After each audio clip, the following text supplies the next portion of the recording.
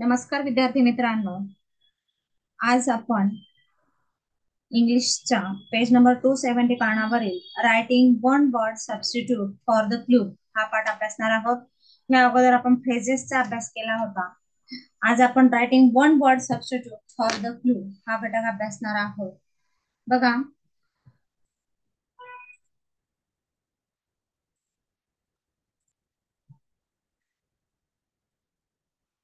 मराठीमध्ये असतं की नाही शब्दसमूहाबद्दल एक शब्द, तशाच प्रकारे इंग्लिशमध्ये देखील writing one word substitute for the clue provided असतो. आता बघा, आपल्याला काही दिलेले आहे तिथे. A person who sings a song. मग आता आपल्याला a person who sings a song म्हटल्यानंतर काय येणार आहे? Singer. A person who weaves the cloth, जे क्लोथ वेव्स करतात त्यांना काय म्हटलं जातं? Weaver. A person who makes pots, potter. काय म्हटलं जातं त्याला? Potter. A person who worships God, त्याला म्हटलं जातं prayers. A person who serves in the army, त्याला म्हटलं जातं soldier. A person who teaches us, it is called teachers. समजलं सर्वांना? One word substitute for the clue provided. Okay, next पाहूया आपण. A person who begs for money, तर त्याला म्हटलं जातं बेकर, म्हणजे भिकारी. A person who drives a vehicle, त्याला काय म्हटलं जातं? Driver. A person who writes prose, त्याला म्हटलं जातं रायटर. प्रोज म्हणजे काय? आपण जसं मराठीमध्ये गद्य उतारा वगैरे असतो की नाही, त्याला म्हटलं जातं प्रोज. त्याला रायटर म्हटलं जातं. A person who sells things, जे थिंग्स विकतात त्यांना म्हटलं जातं shopkeeper. A person who buys things, त्यांना म्हटलं जातं customer. A person who hunts wild animal, त्यांना म्हटलं जातं hunter. A person who treats patients, it is called doctor. A person who makes things of iron, म्हणजे लोखंडापासून जे गोष्टी कोण बनवतात? Iron smith. Father and mother, त्यांना म्हटलं जातं parents. Husband of queen, king. A period of 365 days, it is called year. The day on which someone is born, त्याला काय म्हटलं जातं? Birthday. The day before today, it is called yesterday. The day after today, tomorrow. A person who makes furniture, it is called carpenter. A person who lives in India, जो भारतात राहतो त्या काय म्हटलं जातं? इंडियन.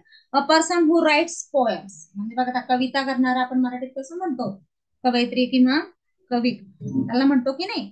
तर तसंच इंग्लिशमध्ये त्याला म्हटलं जातं poet. A person who lives near one's house, आपल्या शेजारी जो राहतो त्याला म्हटलं जातं neighbour.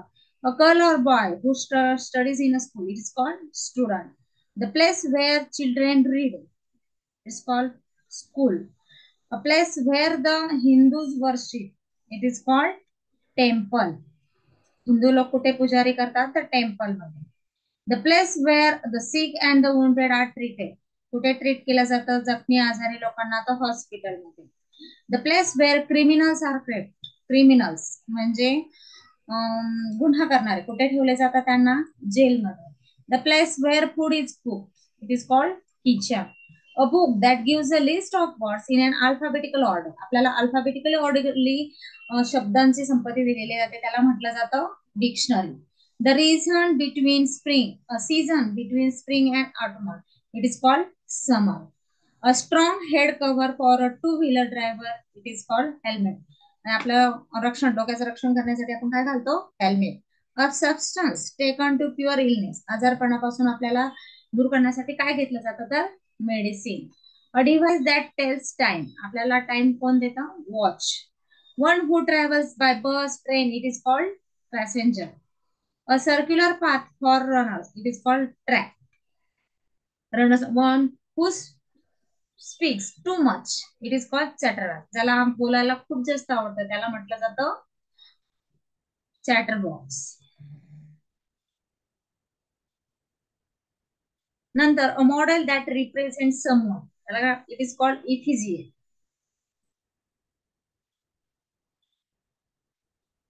A person who steals, म्हणजे जो चोरी करतो त्याला म्हटलं जातं thief. A person who lives in village, it is called villager. A period of 7 days, week. Wife of uncle is called aunt. Refreshment in the morning, breakfast. The place where trains stop, it is called station, railway station. The place where the kings and queens live, it is called palace. The building where the old things of historical interest are kept, it is called museum. The son of king, it is called prince. राजाच्या मुलाला आपण काय म्हणतो? Prince English मध्ये. A love of one's country, it is called patriotism. And a meal eaten in the middle of the day, it is called lunch. हे तुम्हा सर्वांना माहितीच आहे, हो की नाही? तर बघा, ह्यावर आधारित आपण पेज नंबर 272 वरील क्वेश्चन्स पाहूया. The practice of worshipping idols. बघा, आयडॉल्स म्हणजे सर्वांना माहिती आहे, आपले जे मूर्ती वगैरे बनतो प्रॅक्टिस पूजा करण्याचं, त्यांना काय म्हटलं जातं? आयडॉलॉट्री, फिलॉसॉफी, अँथॉलॉजी, बायोट्री. तर फर्स्ट आयडॉलॉजिस्ट तेच करतात की नाही, त्यांना प्रॅक्टिस असते. So the option 1 is correct answer. Running away to get married, म्हणजे जो लग्न करण्यापासून पळून जातो त्याला काय म्हटलं जातं इंग्लिश मध्ये? इलॉफ, किडनॅप, फ्ली की wedlock. It is called elope. Option 1 is correct. म्हणजे ट्रू रन अवे, ज्याला लग्न करायचं नाही तो काय करतो? रनिंग अवे, लग्नापासून त्याला इलॉफ असं म्हटलं जातं. The art practised by the statesman. बघा, the art practised by statesman, it is called duplicate, diplomacy, policy की पॉलिटिक्स. आता स्टेट्समॅन्स म्हणजे काय? द आर्ट ऑफ प्रॅक्टिस म्हणजे काय? Requires a set of skills. आता आपल्याला काहीतरी स्किल्स हव्या असतात, त्या काय करावं लागतात? डिसिजन. आता काही लोकांच्या मध्ये आपल्याला डिसिजन, बिहेवियर त्यांच्यामध्ये चेंज करण्यासाठी त्याला एक स्किल हवं असतं, आणि मग त्यासाठीच त्याला गव्हर्नमेंट स्किल देतं, त्याला म्हटलं जातं डिप्लोमॅसी. काय म्हटलं जातं? Diplomacy. Option number 2. Next question आहे question number 4. A person who feeds on human flesh.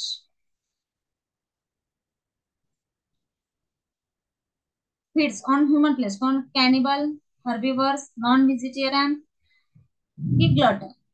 It is called cannibal. बघा, आता आपल्याकडे human beings consumes human flesh, human flesh, it is called cannibal. Next 5th आहे the dead body of animal, it is called carcass, cadaver, ghost की corpse. So it is called carcass. Dead body, एनिमलची जी dead body असते त्याला म्हटलं जातं कार्कास. Question number 6 आहे loss of memory. आपली जर मेमरी लॉस झाली तर त्याला काय म्हटलं जातं? ॲमेन्सिया, झिक्स, अँथेसिया की ऍबसेंट माइंडेड. तर त्या आजाराला नाव आहे ॲमेन्सिया. म्हणजे आपली मेमरी लॉस झाली असते, जेणेकरून आपण रिलेटिव्हला वगैरे ओळखू शकत नाही, कन्फ्युजन असतं, त्याला म्हटलं जातं हा आजार आहे ॲमेन्सिया, त्याला म्हटलं जातं ॲमेन्सिया. ओके, नेक्स्ट क्वेश्चन आहे question number 7. Foolish and light hearted person. Foolish कोण असतं? Foolish and light heart, curious, playful, cheerful की स्टुपिड. अॅक्युरेट. कोण असतं? Option number 4 stupid. Question number 8 आहे a letter, poem etcetera whose author is unknown. आता बघा, प्रत्येक गोष्ट कविता असते, उतारा असतो, त्याला लेखक असते, आपले धडे असतात, पण काही असे असतात की त्यांना ऑथर नसतात, तर त्यांना काय म्हटलं जातं? तर त्यांना म्हटलं जातं anonymous. Option number 2 is correct. Next question number 9. Person having no sympathy. ज्याला पर्सनला सिम्पथीच नसते, संवेदनाच नसते, एखाद्याबद्दल सिम्पथी नसते, तर त्याला काय म्हटलं जातं? Callous, barbarous, unsophisticated, beach. काय म्हटलं जातं? तर त्याला म्हटलं जातं callous. Option number 1 is correct answer. Question number 10 आहे men living in the same age. जे मेन्स असतात ते एक सेम एज मध्ये असतात, त्यांना काय म्हटलं जातं? कॉस्मोपॉलिटियन, रेसिडेंट, सक्सेसर की contemporaries. Option number 3 is correct answer.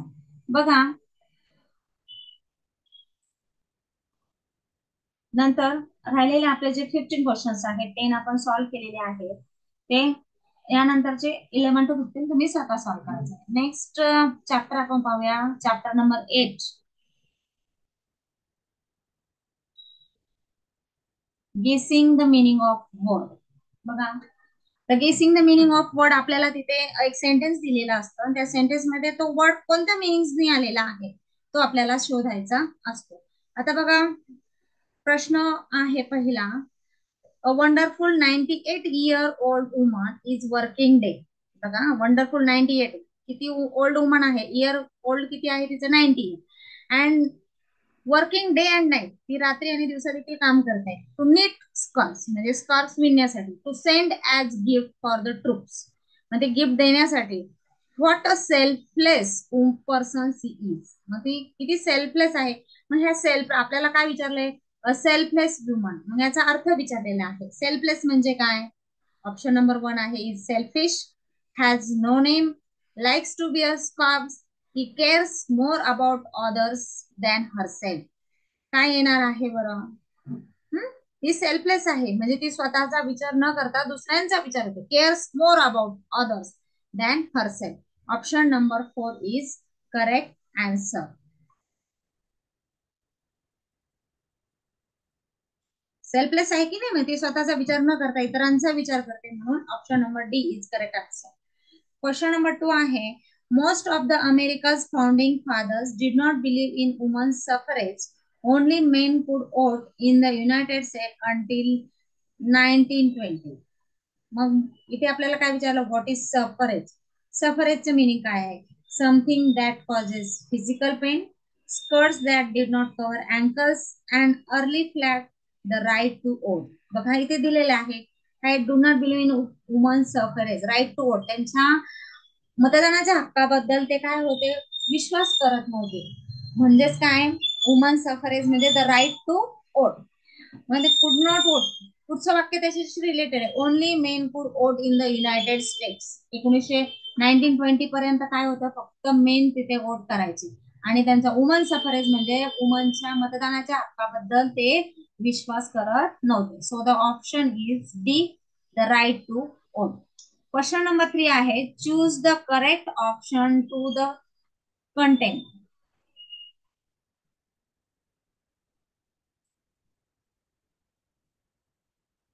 बघा, चूज द,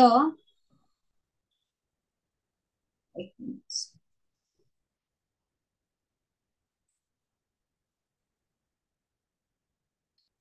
बघा, choose the correct option in the content in the centre of the following web diagram. आपल्याला इथे आपल्याला काय दिलेलं आहे, वेब डायग्राम दिलेला आहे.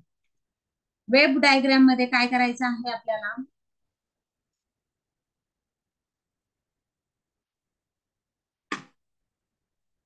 तोपर्यंत तुम्ही वेब डायग्राम पाहून घ्या.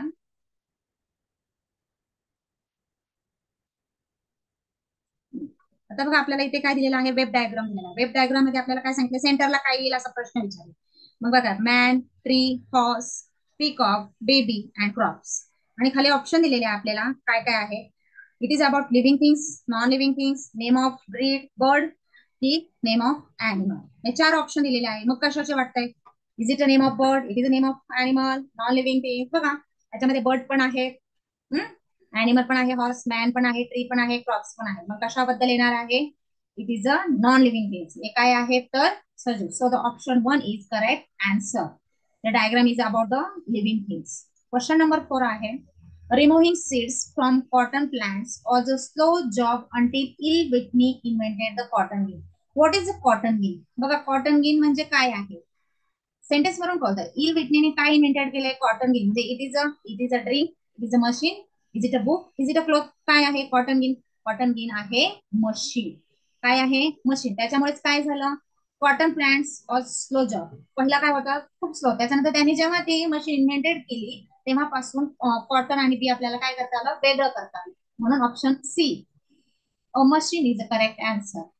क्वेश्चन नंबर 5 आहे, choose the correct option to the content in the centre of the following. मगाच्या सारखाच आहे, आपल्याला इथे डायग्राम दिलेला आहे, तिथे आपल्याला डायग्राम अभ्यासायचा आहे. काय काय आहे डायग्राम मध्ये, ship, aeroplane, train, bullock cart, car. बघा काय आहे ते, means of transport, means of information, names of airways की नेम्स ऑफ वॉटरवेज. काय आहे हे, अगदी रोडवर चालणारे आहे की नाही, means of transport. Option number 1 is correct answer. आता मीन्स ऑफ इन्फॉर्मेशन आहे का, त्यामधून आपल्याला फक्त इन्फॉर्मेशन कळते नाही. इट इज अ एअरवेज नाही, त्याच्यामध्ये एरोप्लेन वगैरे काहीच नाही. Names of waterways, boat, ship वगैरे काहीच नाहीये, म्हणून A option is correct answer. Question number 6 आहे, choose the correct option to the content in the centre of following web diagram. तुम्ही स्वतः लक्ष द्यायचं, वाचायचं आहे तो डायग्राम. काय आहे त्यामध्ये बघा बरं, drought, flood, volcano, earthquake, tsunami, storm. काय आहेत हे? Manmade disaster, natural disaster, seasonal disaster की नॅचरल कॅलॅमिटीज? काय आहे ते? तर आपण त्याला काय म्हणतो? नैसर्गिक आपत्ती, मानवनिर्मित आपत्ती मराठीमध्ये म्हणतो की नाही. तर ही कशी आहे? सर्वांना माहिती आहे, फ्लड म्हणजे पूर, ड्रॉट म्हणजे दुष्काळ, व्होल्कॅनो म्हणजे ज्वालामुखी, वादळ, भूकंप, सुनामी हे काय आहेत? तर natural disaster. Option number 2 is correct answer. Natural, it is a natural disaster. Next question आहे question number 7. Which one is correct? आता सेंटेन्स दिलेला आहे आपल्याला बघा, आपण सेंटेन्स वाचूया. Is he known to you? Are he known to you? Is he know you? Is he new to you? मग sentence कोणत्या? करेक्ट सेंटेन्स कोणता आहे? तो कोणता येणार? Is he known to you. Option 1 is correct answer. Question number 8 आहे. I believe that.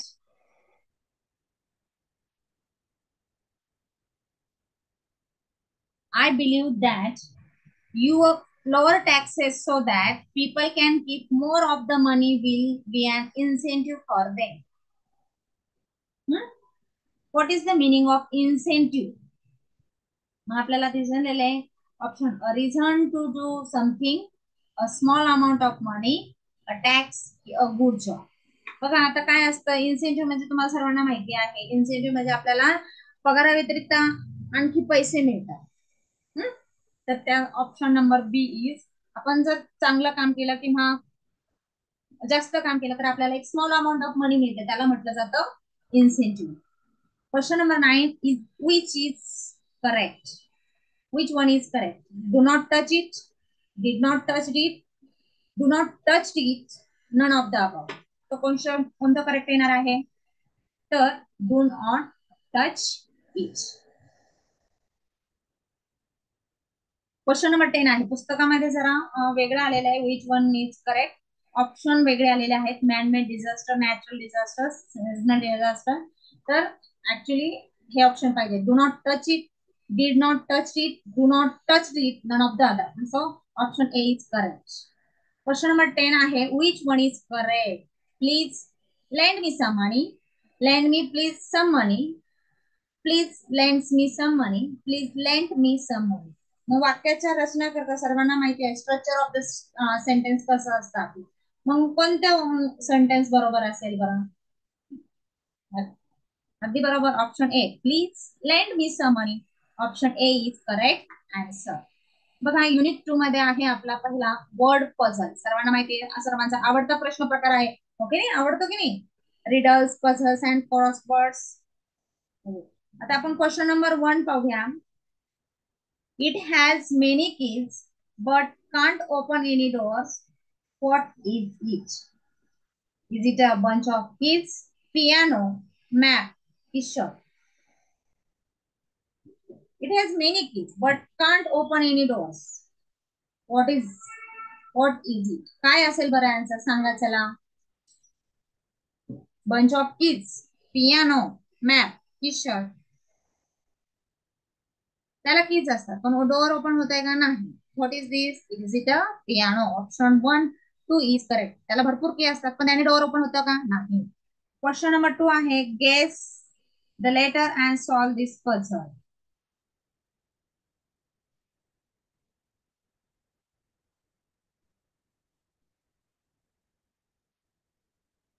ठीक आहे, इथे पझल छापलं गेलेलं नाहीये. क्वेश्चन नंबर 3 पाहूया आपण.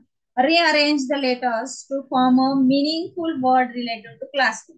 आता आपल्याला काय क्लासरूमशी रिलेटेड शब्द शोधायचा आहे आणि क्लासरूमशी रिलेटेड शब्द असा आहे की आपल्याला अक्षर उलट पालट दिलेले आहे, तर ते जोडून आपल्याला कोणतं अक्षर करता येईल बघा. तो कोणता येईल? Option 4 duster is a correct option. क्लासरूमशी रिलेटेड कोणता शब्द आहे? डस्टर. नंतर क्वेश्चन नंबर 4 आहे. Guess the word and identify the proper letter. आता गेस द वर्ड, वर्ड कुठला येणार आहे बघा. 3 ठिकाणी आपल्याला फिल इन द ब्लँक्स आहे. मग पहिला ऑप्शन घेऊन पाहूया आपण. काय येतं बरं? ए येतो का? R A N ran, C A P cap, J N gan? No, हा येत नाही. पुढचा ऑप्शन पाहूया ईचा. आर ई एन रेन इथेच नाही येतो. इरादा. R I N rin, R L तिसरा पण येत नाही.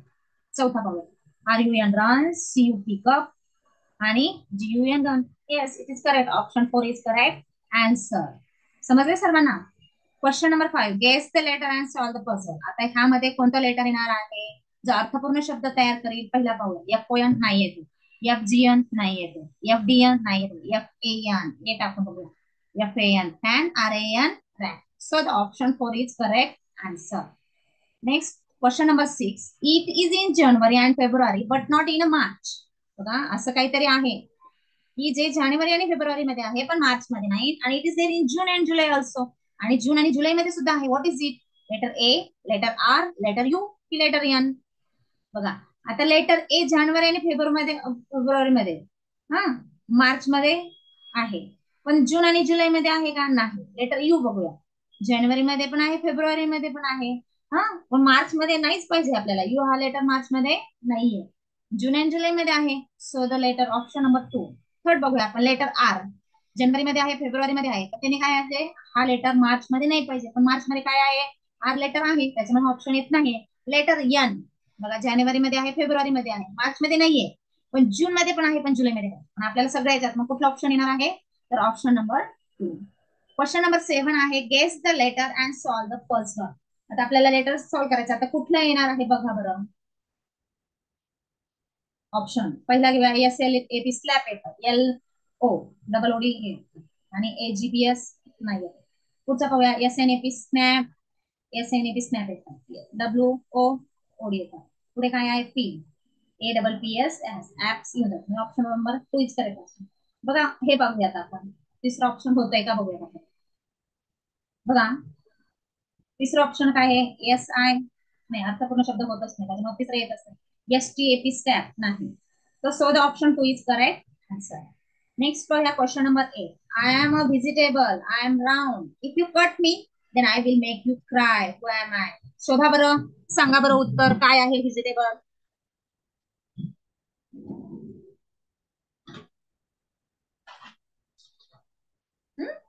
गार्लिक. राऊंड आहे का गार्लिक? आपण त्याला कापल्यावर आपल्या डोळ्यातनं पाणी येतं का? नाही. पंपकिन राऊंड आहे, व्हेजिटेबल आहे, पण त्याला कट केल्यावर पाणी येतं का? नाही.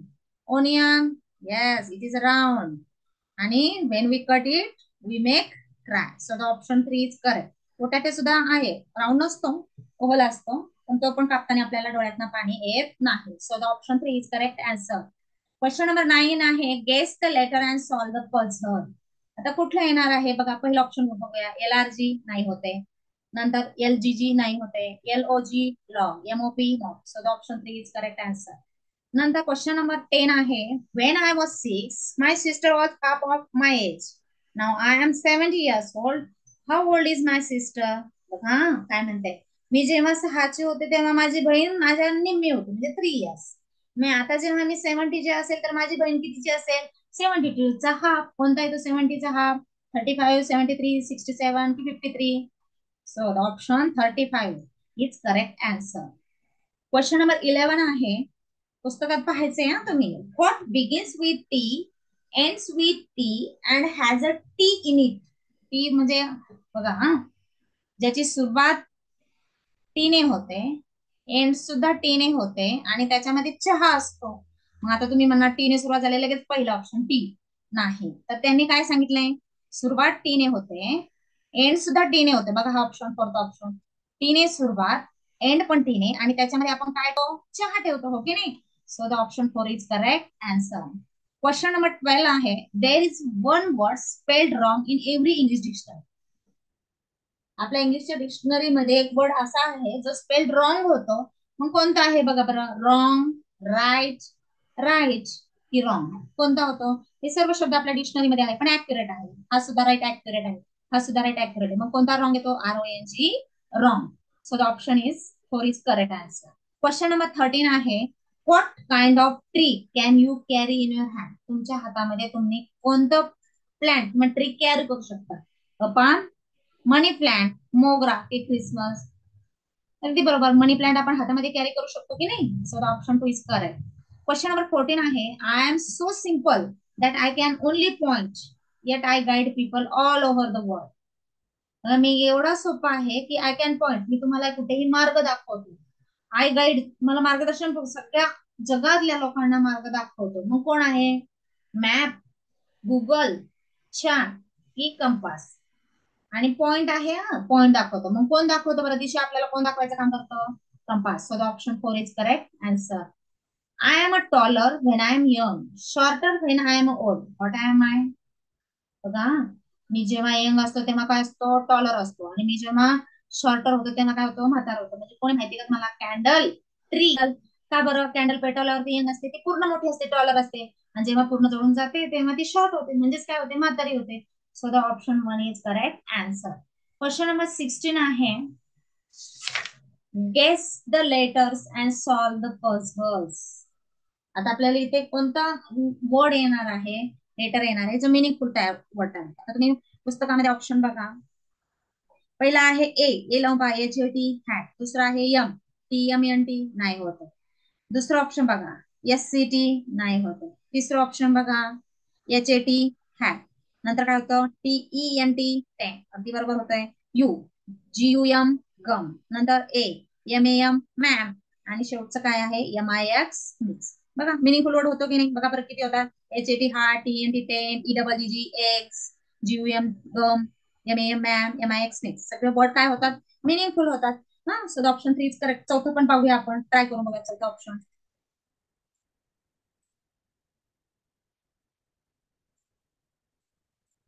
चौथं काय आहे? H D T. इथेच अर्थ होत नाही बघा. नंतर डीएफ, नाही होते. इथेच नाही होते, मग ऑप्शन घेण्यातच काही अर्थ नाही. समजले सर्वांना? So the option 3 is correct answer. तुम्ही स्वतः सोडवून पहा. समजले सर्वांना? आज आपण रिडल्स प्लस क्रॉसवर्ड पण आहे, ते पुढच्या लेक्चरला घेऊया.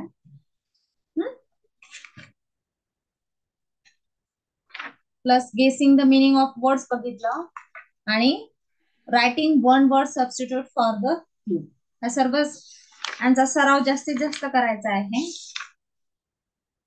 ओके ना? Bye everybody.